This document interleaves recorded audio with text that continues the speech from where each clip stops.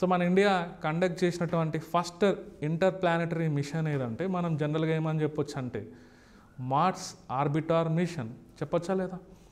ఈ పేరు విన్నారా? Mangalyaan.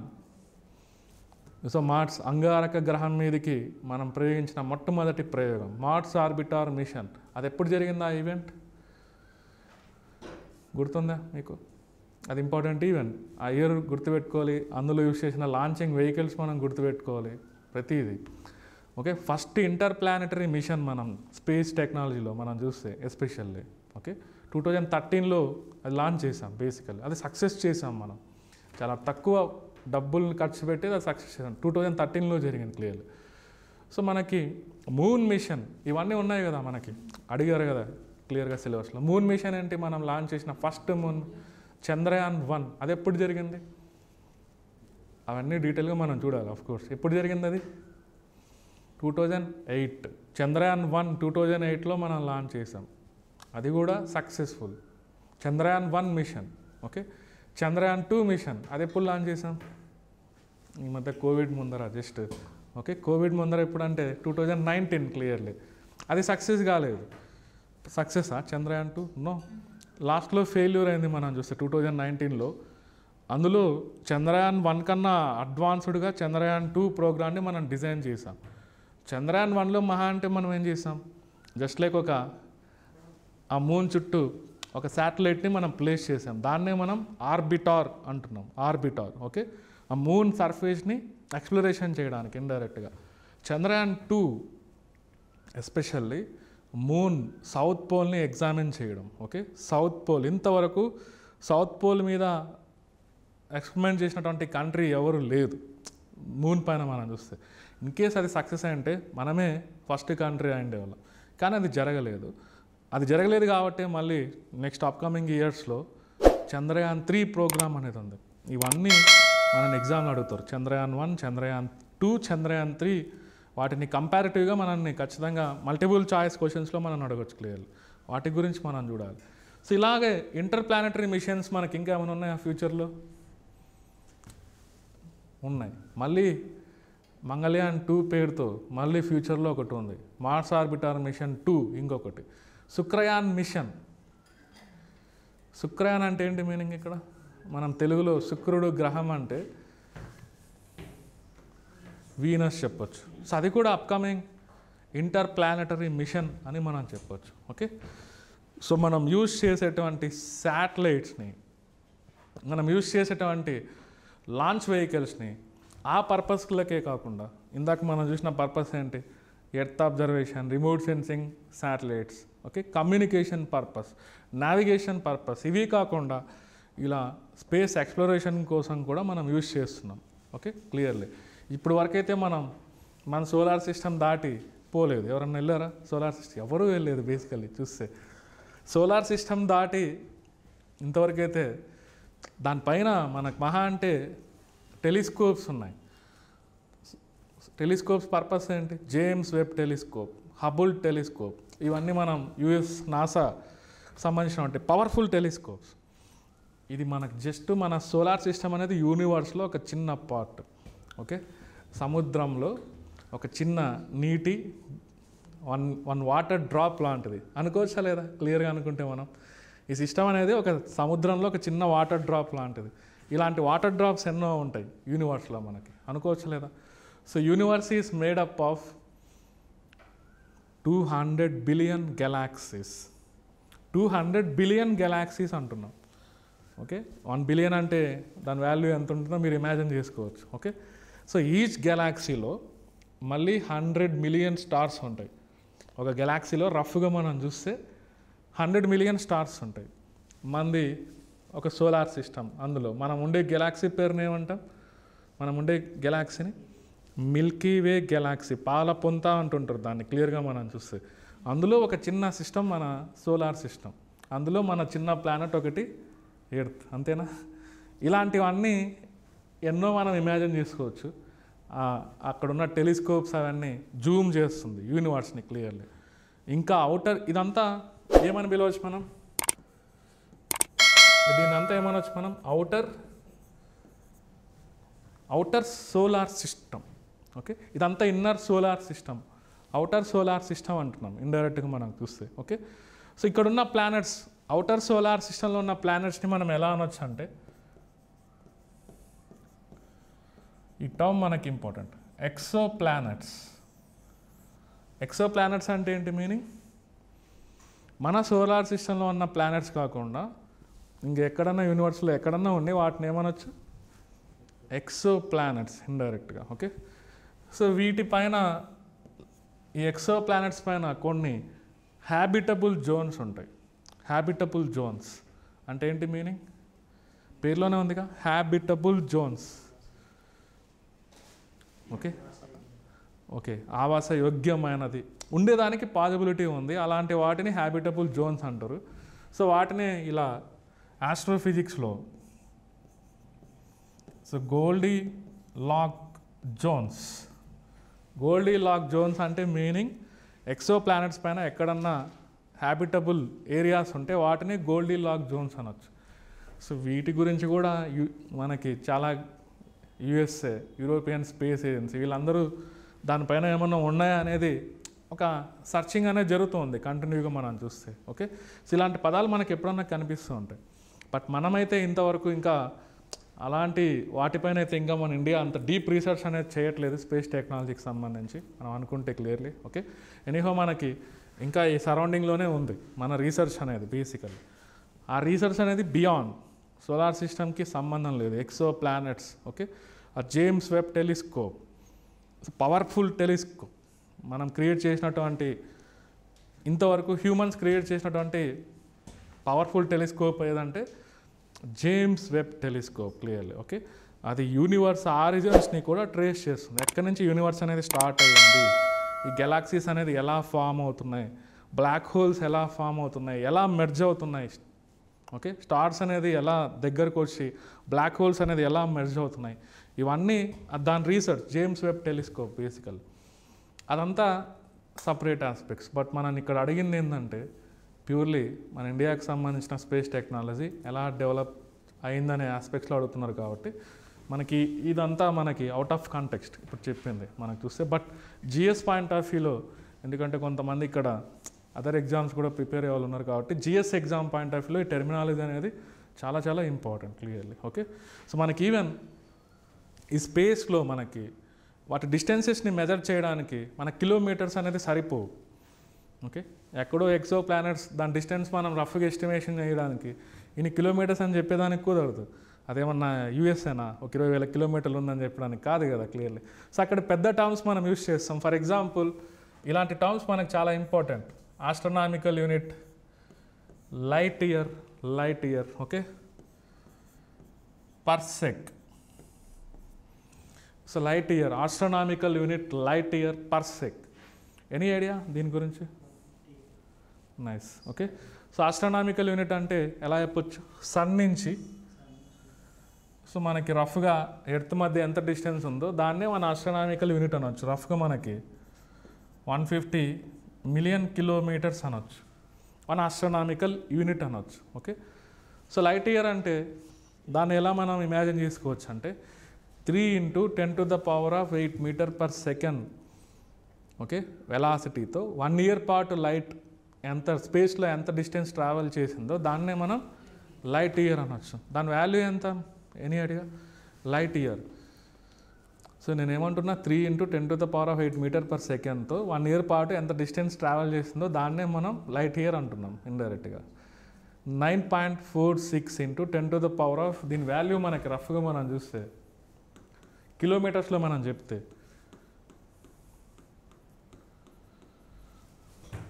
So 9.46 × 10⁻12 kilometres. Okay, so పర్సెక్ ఇంకా లార్జర్ యూనిట్ దానికన్నా. ఇవన్నీ ఏంటి, డిస్టెన్సెస్, స్పేస్లో డిస్టెన్సెస్ని మెజర్ చేయడానికి యూస్ చేస్తుంటారు యూనిట్స్. ఈ పర్సెక్ అనే యూనిట్ ఏంటంటే అది కూడా డిస్టెన్స్ని మెజర్ చేసే యూనిటే. పర్సెక్ ఈక్వల్ టు 3.26 లైట్ ఇయర్ అనొచ్చు ఇండైరెక్ట్గా. సో ఇవన్నీ జనరల్గా ఆస్ట్రోఫిజిక్స్లో యూజ్ చేసే కొన్ని ఇంపార్టెంట్ యూనిట్స్. ఆ ఎక్సో ప్లానెట్స్ డిస్టెన్సెస్ని మెజర్ చేయడానికి ఇవన్నీ యూజ్ అవుతూ ఉంటాయి. బేసికల్గా ఎంత డిస్టెన్స్లో ఉంది ఎర్త్ నుంచి అని చెప్పేదానికి కిలోమీటర్ అనేది పనికిరాదు ఇక్కడ. ఓకే, ఈ లైట్ ఇయర్స్ ఆస్ట్రనామికల్ యూనిట్స్ వాటిట్లో ఎక్స్ప్రెస్ చేస్తూ ఉంటారు క్లియర్లీ. సో నీహో ఇదంతా మనకి జస్ట్ ముందు అంటే వేరే ఎగ్జామ్ ప్రిపేర్ అయ్యే వాళ్ళు కూడా ఉన్నారు కాబట్టి గ్రూప్ 1 ప్రిలిమ్స్ దగ్గర ఉంది కాబట్టి వాళ్ళ కోసం ఇదంతా నేను చెప్పాను ఈ terminology basically. So next thing మనకి ఇక్కడ మెయిన్ మనం చూస్తే ఓకే, సో మన ఇండియాలో మనం డెవలప్ చేసినటువంటి శాటిలైట్స్ అప్లికేషన్స్ ఎలా జనరేట్ చేస్తుంది అనేది మనం చూడాలి ఆ పాయింట్ ఆఫ్ వ్యూ. సో ఆ పాయింట్ ఆఫ్ వ్యూ చూసే ముందర మనకి ఫస్ట్ థింగ్ మనం ఆ శాటిలైట్స్ని లాంచ్ చేసేదానికి ప్రత్యేకంగా మనం డిజైన్ చేసినటువంటి ఆర్బిట్స్ టైప్స్ ఆఫ్ ఆర్బిట్స్.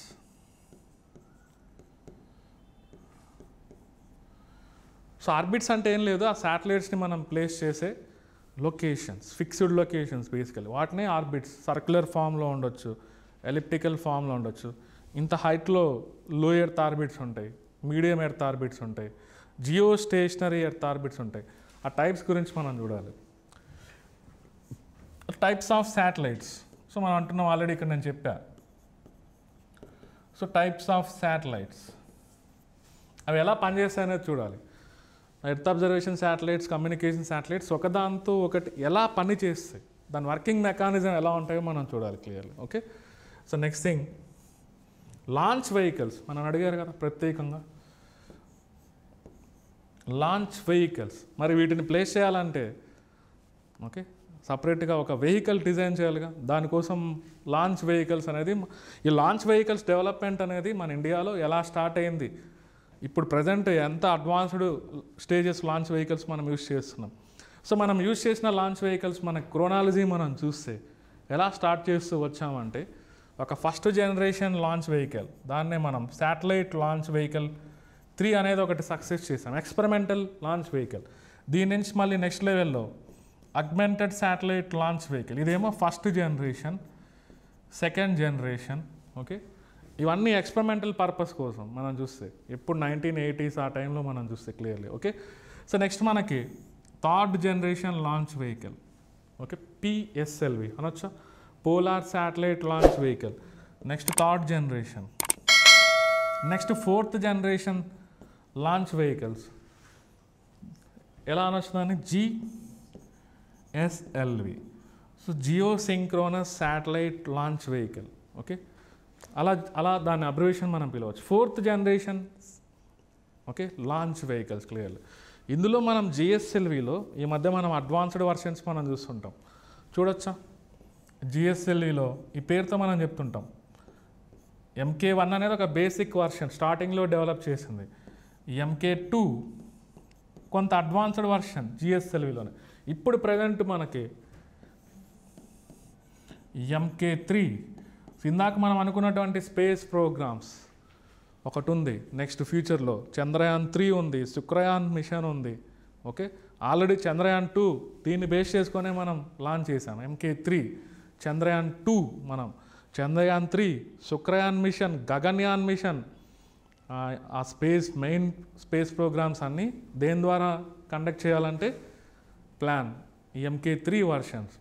అంటే దాని స్పెషల్ ఫ్యూచర్స్ ఎలా ఉంటాయో మనం చూడాలి క్లియర్లీ. ఎందుకు దాన్నే యూజ్ చేస్తున్నారు. ఓకే, ప్రజెంట్ మనం యూజ్ చేసేది ఇవే కదా మెయిన్. ఇవన్నీ అవుట్డేటెడ్. ఎప్పుడో స్టార్టింగ్లో మనం ఎక్స్పెరిమెంటల్ కోసం మనం యూజ్ చేస్తామని చెప్తున్నాం. సో ప్రజెంట్ మనం యూజ్ చేసేది ఈ రెండే మెయిన్ మనం చూస్తే క్లియర్లీ. ఇందులో ఈ మధ్య అడ్వాన్స్డ్ వర్షన్స్, ఇంకా దీన్నే మనం LVM3 అనేటువంటి పేరుతో మనం పిలుస్తున్నాం ఈ మధ్య.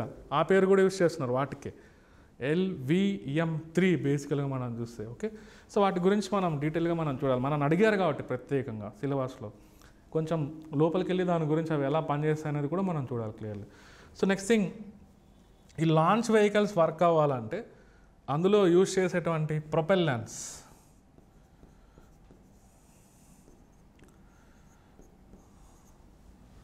ప్రొపెల్లెన్స్ అంటే ఏంటి మీనింగ్ ఇక్కడ? ఓకే చెప్పండి.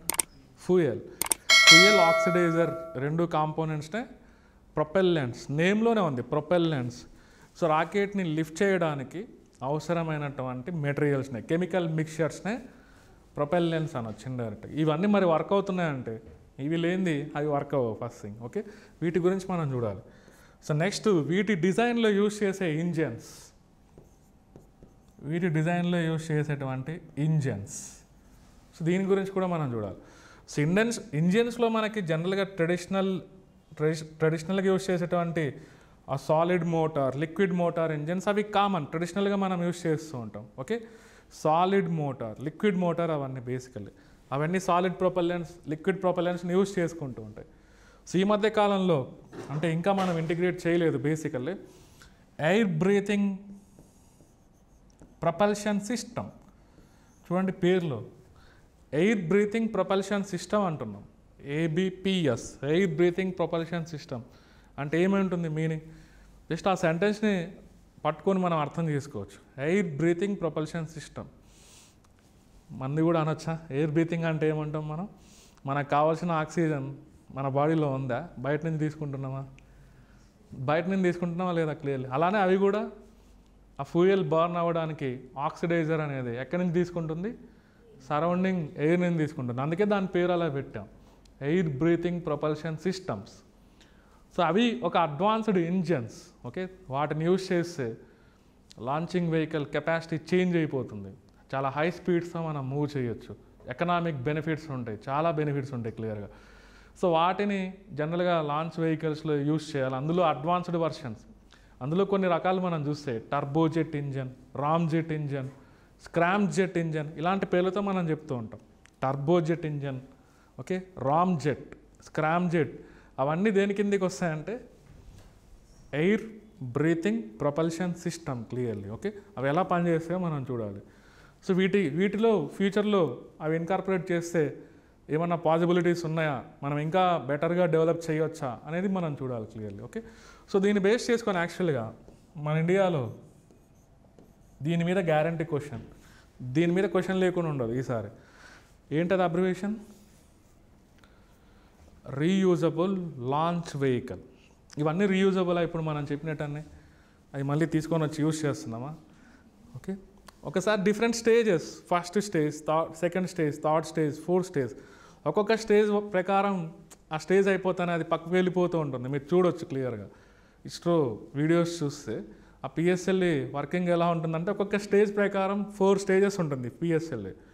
ఫైనల్గా తీసుకెళ్ళి శాటిలైట్ని మనం అనుకున్న ఆర్బిట్లో ప్లేస్ చేస్తుంది. అదంతా డెబ్రీస్ బేసికల్లీ, అదంతా సముద్రంలో పడిపోవడమో లేదా అక్కడ స్పేస్ డెబ్రీస్గా మిగలడమో జరుగుతుంది బేసికల్గా. అది మళ్ళీ తీసుకొని వచ్చి మనం ఏం యూజ్ చేయం. బట్ ఇక్కడ ఏమంటున్నాం మనం? Reusable launch vehicle. దాన్ని మనం ఆల్రెడీ ఈ పేరుతో మనం ఎక్స్పెరిమెంట్ చేస్తున్నాం. Reusable launch vehicle technology demonstrator. దాని అబ్రివేషన్ ఏంటి? Reusable launch vehicle technology demonstrator. ఇవి ఫ్యూచర్ని, మన యొక్క స్పేస్ టెక్నాలజీ ఫ్యూచర్ని చేంజ్ చేసేస్తుంది ఖచ్చితంగా.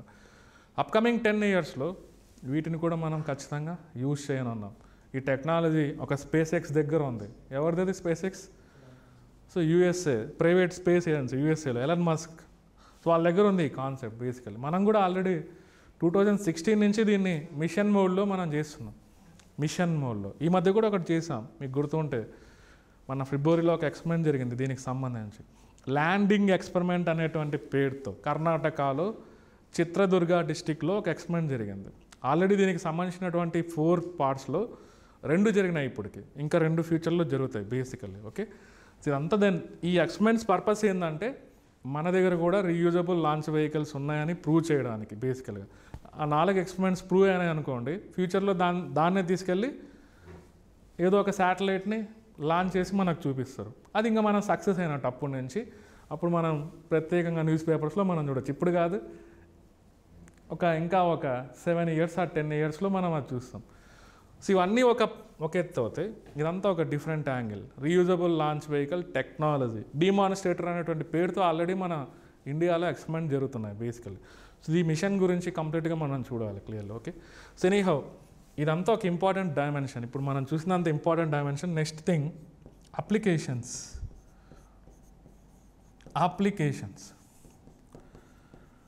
సో అదే అంటున్నాం, వీటిని బేస్ చేసుకొని మనం డే టు డే లైఫ్లో, ఓకే, అంటే మనకే కాదు ఓవరాల్గా గవర్నమెంట్కి, ఒక కామన్ మన కంట్రీలో ఉన్నటువంటి ప్రతి సిటిజన్కి దీని ద్వారా మనకి ఎలాంటి బెనిఫిట్స్ క్రియేట్ అవుతున్నాయి అనేది మనం చూడాలి. Applications clearly. So finally programs. India లాస్ట్లో ఏమని అడిగారు మీకు క్లియర్లీ, అందులో మిషన్స్ అని ఉందా, ఇండియన్ మిషన్స్ అని ఉందా దాంట్లో సిలబస్లో? మిషన్ అనే వర్డ్ ఇచ్చారా? Like Shukrayaan, Chandrayaan 3 mission, Shukrayaan mission, Gaganyaan mission ఉన్నాయి. అవన్నీ మనం చూడాలి లాస్ట్లో. ఆల్రెడీ జరిగిపోయిన మిషన్స్, ఇంపార్టెంట్ మిషన్, ఫ్యూచర్లో జరగబోయేటువంటి మిషన్, ఇదంతా చూస్తే ఓకే మనం ఆ పార్ట్ని కవర్ చేసినట్టు. ఇవన్నీ కనుక మీరు చూస్తే ఇందులో ఒక క్వశ్చన్ కూడా మీరు మిస్ అవ్వరు. కాకపోతే ఇది ఎలా అంటే అలా చూడకూడదు, అదే మిస్టేక్. మనం ఇది ఎట్లా మనం చూడాలంటే ఒక ఆర్గనైజ్డ్గా మనం చూడాలి. సైంటిఫిక్గా ఒకసారి చదివితే మళ్ళీ దీన్ని చదవాల్సిన అవసరం కూడా ఉండదు. సో ఏదో మనం ఆర్బిటరీగా చూడకూడదు, ఏదో ఒక టెక్స్ట్ బుక్ తీసుకొని బయట ఇష్టం వచ్చినట్టు రాసి ఉంటాడు దాంట్లో, అంతేనా? జనరల్గా ఫస్ట్ ఇష్టం వచ్చినట్టు ఏదేదో రాసి ఉంటారు బేసికల్గా, అక్కడ ఒక సిస్టమేటిక్గా ఉండదు. ఇదంతా ఇలా ఒక నేను చెప్పిన ఆర్డర్లో మీరు ఫాలో అవుతే వాటిని ఈజీగా మీరు గుర్తుపెట్టుకోవచ్చు, అప్లై చేయొచ్చు. గుర్తుపెట్టుకొని క్వశ్చన్స్ని, ఇచ్చిన క్వశ్చన్స్లో ఆప్షన్స్ని ఎలా ఎలిమినేట్ చేయడం అనేది ఇక్కడ మన సక్సెస్ ఎక్కడ ఉంటుంది? ఎలిమినేషన్. ఇప్పుడు ఇంతకుముందు మాదిరి క్వశ్చన్లు రావట్లేదు. ఏపీ ఎగ్జామ్లో అసలు ఇయ్యరు ట్రెడిషనల్గా క్వశ్చన్స్ అనేది, ఇప్పుడున్న ప్యాటర్న్లో అయితే రావు. మన group 1 preliminary exam best example, ఈ మధ్య ఏపీలో జరిగినటువంటి ఎగ్జామ్.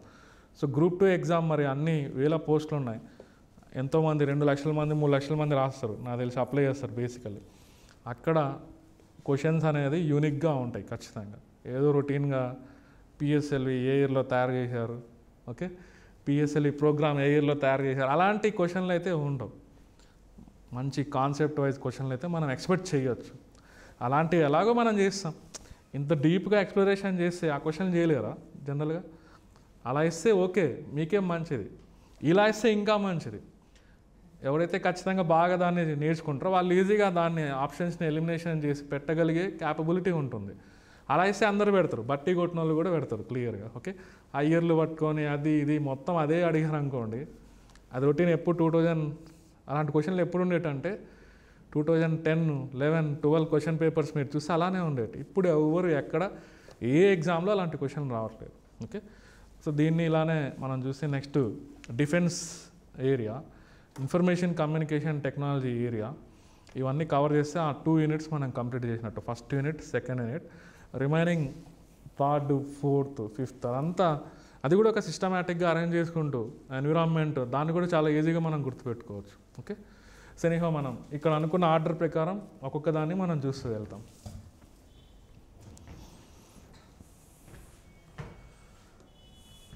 సో ఫస్ట్ డైమెన్షన్ మనం ఏమంటున్నాం? India's achievements. అది లాస్ట్లో చూడకుండా ఇప్పుడే చూస్తున్నాం. ఓకే సో దానికి ఒక రీజన్ ఉంది, అది ఒక్కొక్కటి చూసే కొద్దీ మనకు అర్థమవుతుంది. బేసికల్లీ ఇది నేను ఎలా చెప్పానో అలానే మీరు ఆ ఈవెంట్స్ గుర్తుపెట్టుకోండి క్లియర్లీ.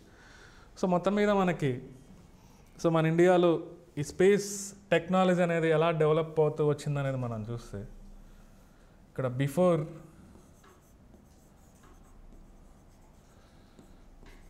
1980, ఆఫ్టర్ 1980 డెవలప్మెంట్స్ అంటున్నాం.